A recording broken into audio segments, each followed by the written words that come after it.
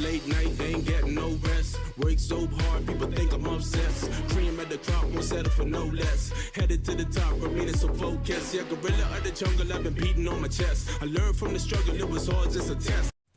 Hey guys, and welcome back. So today I want to talk about kind of the current state of the market, kind of different levels that I'm watching for. I want to figure out whether we're kind of at the end of a normal 10 to 15% stock market correction, or if we're likely to go in a kind of more broader downturn. So a lot of the times we do experience these retracements in the stock market. Anywhere from that 5 to 15% is pretty common after going on extended runs upwards. So we kind of see we're in that scenario right now, but we need to figure out, is most of the downside already over? What can we watch? And then what can give us warning signs to let us know there might be extended downside? As you guys know, I've been pretty much cash heavy for the last few months now, really just waiting on the sidelines for that confirmation in the charts.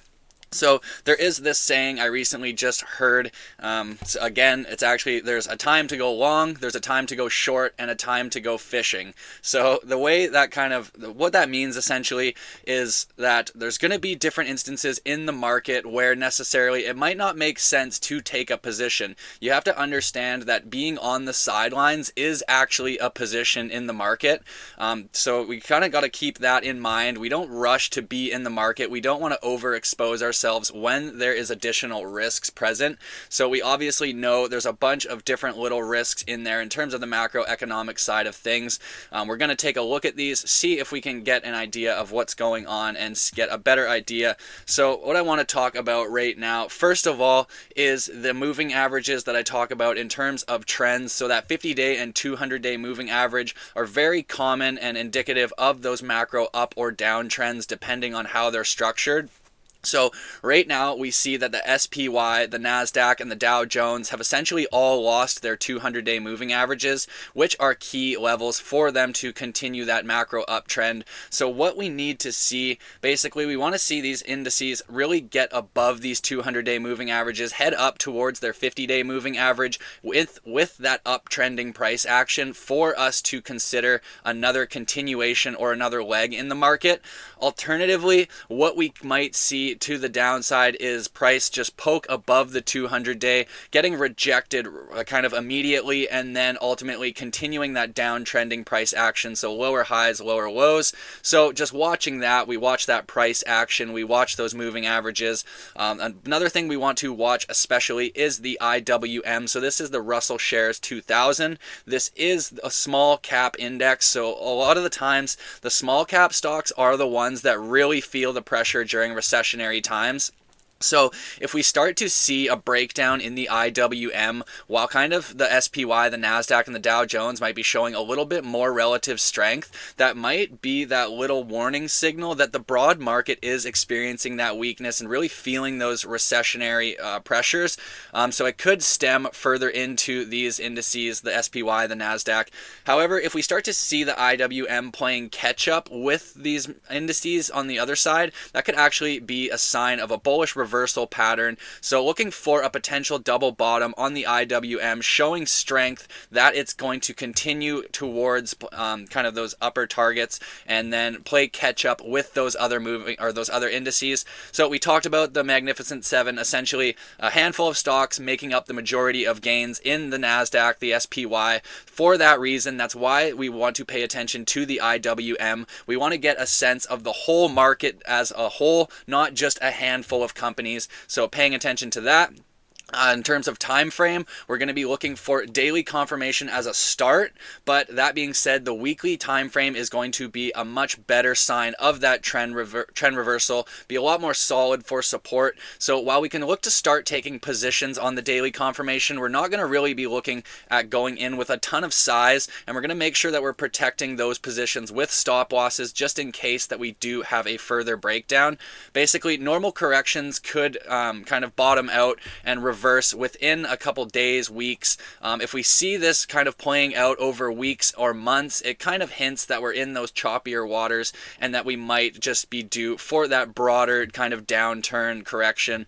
Basically, we see if we get signs of rejection below the moving averages. So if we see these indices test their 200-day moving averages, get rejected, lower highs, bearish candles, and not a lot of volume or a lot of selling volume, that's a sign of rejection, basically reinforcing the bearish narrative. And then if we see the IWM continuing to show that relative weakness, then that could also be a further warning signal that this is a failed breakout or a false breakout trap. So pay attention to that. Basically, a brief poke above the 200-day moving average followed by a sharp drop below is a classic bearish setup and does often prelude a 15 to 25% drop in the SPY. So also keep in mind, when I say 15 to 20% drop, I don't mean from the current prices, I mean from the highs. So we've already experienced that 10% drop, so if we drop another 10-15%, it's not going to be the end of the world to me. It's just going to be buying opportunities, but we do recognize that potential there. Looking at a couple different scenarios, so the normal correction, 10 to 15% and done. Basically, we want to see those indices reclaim their 50-day and 200-day moving averages with those higher highs and higher lows, as well as the IWM stabilizing and showing a little bit more strength, more uptrending price action. We want to see the dollar continue showing weakness, and we want to see the Fed being neutral or dovish, as well as de-escalation of global economic tensions, so around tariffs, make sure GDP fears don't escalate, and we want volatility to kind of stay below a certain level, capping the damage and letting markets consolidate and then grind higher. Alternatively, on the other side, that broader rejection, so that 15 to 25% correction. So rejection at the 200-day moving average, IWM accelerates lower, losing key support. We see the SPY, the NASDAQ, and Dow Jones following with their own death crosses. So that's that bearish cross of the 50 and 200-day moving average. We see tariffs continue being implemented, Fed continuing to be hawkish. Perhaps Bank of Japan hikes their rates further. GDP data might disappoint in the future. And if we see that volatility really spike above a certain level, that's when we're going to pay attention. And typically, I'll show you in the charts all these kind of examples in prior times. So what we want to see, what are our next steps? What are we going to be watching for? Short-term triggers, essentially watching the price action, watching how it reacts when it tests these moving averages. We want to also pay attention to the Fed rhetoric. So basically, what we got in the recent FOMC meeting is no rate cuts, and all the economic data that we have coming in essentially is suggesting that they don't need to cut rates. We might get that 1 or 2 rate cuts this year. We'll see how it kind of goes going forward. But that being said, for now, Fed can just stay strong in their stance. It's exactly what we expected. Basically, any additional tariff headlines could move the needle, as well as we're going to look at the April 1st manufacturing PMI, as well as look at some GDP trends. So the other thing, the IWM as a canary, basically we can see that with its current death cross, it is the weak link. A drop below its key support levels with no bounce could drag the rest of the market down with it. Also, though, we could get that surprise rally above the 200-day, easing a little bit of pressure and allowing markets to try and put in a bit of a bottom. The dollar, we got to pay attention to that. If we see the dollar weakness halting, it could cap that upside to equities even without a recession. So even though if we don't even have a recession, if the dollar halts and is just kind of consolidating in a range, it's going to cap that potential upside for equities in the near term. So macro catalysts in play, obviously economic uncertainty, tariffs, and Fed policy always kind of ever evolving. We see Fed policy, Bank of Japan, potentially more rate hikes in the future, a potential slowdown in GDP and recession fears. And then on the upside, though, we also have a bull case scenario. Essentially, markets are able to put in a bit more of a convincing bottom, consolidate, regain key levels of support, regain the moving averages, and then we can continue up on our way. So So we're going to jump over to the charts now and get an even better idea of what's going on. I took a little bit of news here though. So we had Q4 GDP and jobless claims exceeding expectations just a little bit here. So Q4 GDP growth at 2.4% versus the expected 2.3%, and US jobless claims coming in slightly below the forecasted number. That being said, these numbers are often revised worst later after the fact, so we're going to take them with a grain of salt. We're going to take a look here at the Atlanta Fed estimate for GDP. They're basically looking for the first quarter of 2025. They're looking at minus 1.8% in terms of GDP. So if that does materialize, that's downtrending GDP, not looking good for the economy going forward. So we'll continue paying attention to that. We're going to take a look at Treasury yield spreads. So I've shown you this before. We see the 10-year and the 2-year. Basically, every time that these Treasury yields invert or uninvert, it signals a recession. So you can see all the shaded areas here signaling recessions in prior instances when that yield curve uninverted here. And look where we are right now. We have uninverted. We're in that uptrending structure on the yield curve. So that is a warning sign that we're talking about. We're about 135 days after uninversion, which based on history is kind of the upper end in terms of a recession materializing after that uninversion. So we'll continue watching that closely.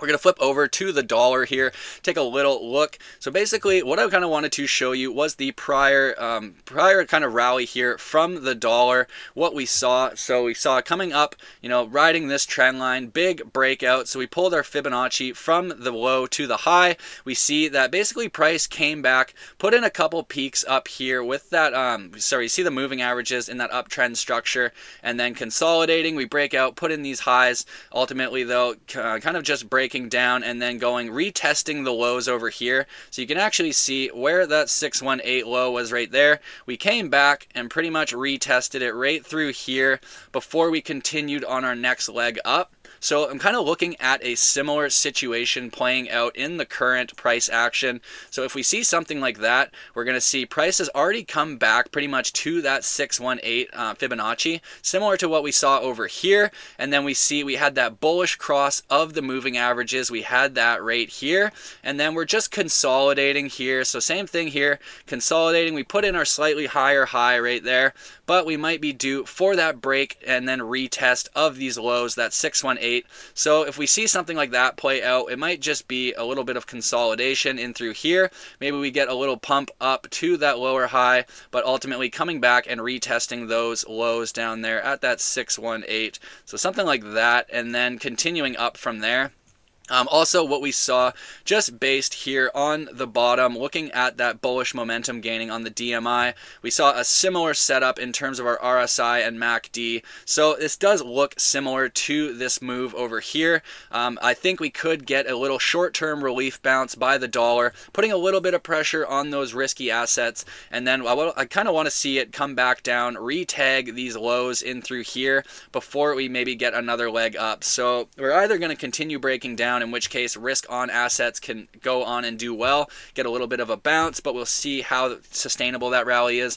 Otherwise, we'll get their first relief bounce in the dollar. It's going to put pressure on our risk assets, and then ultimately we're going to end up coming back, sweeping these lows before we can hopefully continue up. So just paying attention to the dollar. Another thing we want to pay attention to is the VIX, the VIX volatility index here. So basically what I wanted to point out is this level right here, right around 30 volatility. So the blue line is the volatility index that we're tracking, and the kind of this line here, this pinkish reddish line, that is the price of the SPY. So you can see when the volatility spikes to this level here, this 30 level, you see downwards price action in the SPY. Same thing here, spike to 30, downwards price action, huge spike above 30. So this was that COVID drop. Basically, you see every time that we get durably above this level, this 30, that creates a lot of downwards pressure on the SPY. So we saw a big drop in through here. We saw similar in through here where we actually just kept breaching this 30 area, and then ultimately just a sustained downtrend in the SPY. Similar thing that we saw right in through here and right in through here. So what we're going to watch is if we see the VIX continuing up here, getting a big breakout of this range right through here, then that's going to be that warning signal that we are in that kind of more macro downtrend. So we're continuing to pay attention to that. We see though that the bearish momentum is picking up a little bit on the weekly, but that's a high time frame, so we can't write home about it yet. Just another thing to pay attention to, give us a better idea of what's going on in kind of the macro side of things. We take a look at the US 10-year here. So basically also kind of just breaking out, currently holding the 200-day as support, just at our 50-day moving average here. So we'll continue watching this. In terms of the daily, we've got that bullish momentum building on the DMI. We had a bullish cross on the MACD with a kind of bouncing on support there, so trending up. And we also had bullish cross bounce here, trending up on RSI. So we're going to continue watching this, but the US 10-year could continue breaking out a little bit. There is a little bit of a down sloping trend line right here, so it's just coming into it, but we could experience that breakout and that move higher. So we're continuing to watch the 10-year just for those signs of weakness. We want that to kind of continue coming down, but we'll see what happens. This does look like a decent little breakout. If we can get above that 50-day moving average, that is that uptrending price action. So kind of what we saw right through here. We had our big extension coming back, just consolidating in through here, eventually getting back above the 50-day and the 200-day, holding it as support in through here and continuing that next leg up. So if we get above the 50-day and the 200-day again, so that's indicative of that macro uptrend, in which case we'll need to take a better look at that going forward. We're going to look at the SPY now. So this is kind of what I wanted to show you when I talked about them coming up into those key moving averages. This is what we had right here, coming up into the 200-day moving average. Big bearish engulfing candle, kind of an undecisive candle at the top. And then, yeah, that bearish engulfing candle getting smacked down from this moving average, as well as this sell order block in through here. You can see basically all this selling volume kind of coming in at the top here. So we had like decent little buying volume on this first peak, but not enough to kind of outweigh the sellers. And then we just had flat volume in through here, and then right through here you started to see that uptick in selling volume. So the same thing when we talk about breakouts, we watch that for breakdowns. If you see an uptick in selling volume, that's your first warning signal. We see all these bearish candles, that's another warning signal. We lost this moving average, this 50-day moving average, that's another bearish signal. We came back, retested it. This was that confirmation that we've lost that 50 days. So coming back up, indecisive candle into that moving average, bearish engulfing, smacking us down out of there. That was basically confirmation that we're likely to continue lower. And then we even just lost this trend line and continued to just lose support all the way down, coming to that 10% correction. We also saw basically the first peak, that bearish momentum building on the DMI, and that second peak also that bearish momentum crossing above. So these are the things we don't ignore these. Everybody thinking the market's going to keep going up, when you're looking at a high time frame indicators and you're getting bearish divergence, you're getting bearish crosses and bearish momentum in terms of trend and overbought, oversold nature. You know, we don't ignore that, and then we see the volume come in selling and we're already out of our position before experiencing any major downsides. So that's what we need to pay attention to. Basically going forward, we're still just in this bear flag structure. So we're going to see what it kind of looks like on the low time frame. Yeah, pretty much just consolidating in this structure, stuck under our VRVP point of control for now, but we see kind of curling back over. So hopefully, you know, we get a little bit of kind of momentum here. That being said, we could just break down. So watching this trend line, sorry about that, yeah, just through here. So as long as we can hold this trend line, you know, we do have the chance that we can just keep grinding up, and then we want to see a reclaim of these moving averages with higher highs and higher lows, and then we can look at potentially, you know, starting to open positions when we have that confirmation. Otherwise, this is a bearish price pattern coming into key levels of resistance. Not worth taking the risk, in my opinion. We can flip to the NASDAQ. Looks even worse. Come in in right here again. So this is what I'm talking about, big bearish rejection. That's not what we want to see. Take a look at the Dow Jones, also getting above the 200-day actually. So the Dow Jones showing a little bit more relative strength. That being said, it doesn't mean that this is going to hold. We could just come back, retest the lower side, and then continue down. We have lost momentum here on our indicators. We see bearish, kind of a bearish cross coming up on the DMI in terms of the 4-hour. Take a look at the IWM today. So also a lot of these looking very similar. Obviously this one is looking more bearish than the others. We see it did come to a key level of support, but we had our confirmed bearish cross of this moving average. We are stuck under our VRVP point of control. We don't really have any good volume in through here, although we do have that bearish cross of the DMI on that 4-hour, losing momentum here on the MACD. Looks like it could be curling over. The RSI just neutral right now, so nothing to write home in terms of RSI. We're neutral, but we're bearish leaning on our other indicators, and our price action is not looking good. So we want to see that IWM showing strength, showing more relative strength, for that in kind of that signal that we are, it's just a normal correction, 10%, and we can continue on our way. But again, we need to reclaim some key moving averages before we can assume that happens. So otherwise, we're stuck under resistance. We could just reject, come back down, and then even go lower if we lose some of these support levels. So that's what we need to pay attention to.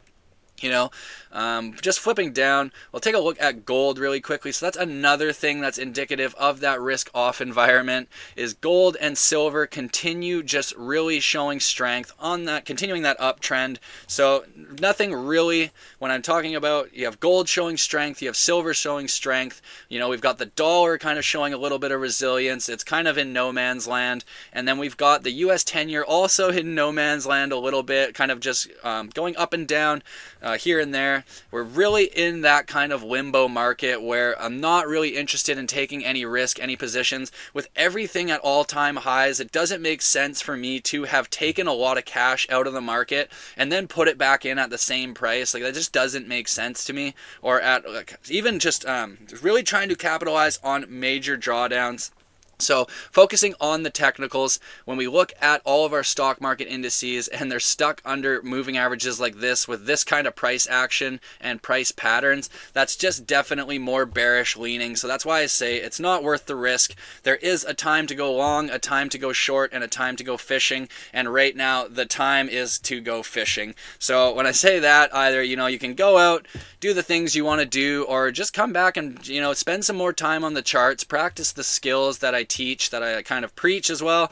And then when we do have the setups, when we get that confirmation, you already have the experience, you already have the knowledge, and then you just have to pull the trigger when it makes technical sense to do so. So thank you so much for watching, guys. It's just been a quick market update, get my thoughts, why I'm still kind of sitting on my hands. I know it's hard to hear, it's hard to sit back, but unfortunately this is part of the game. Patience is the most important thing, as well as managing your emotion, especially when we're at kind of all-time highs and stuck under key levels. So yeah, just really practice those things that I preach, and then we'll make our kind of our positions, our choices when we get that technical confirmation. So thank you so much. If you liked it, if you learned something new, please share, subscribe, like. It all means the world to me, and I'll see you guys in the next one.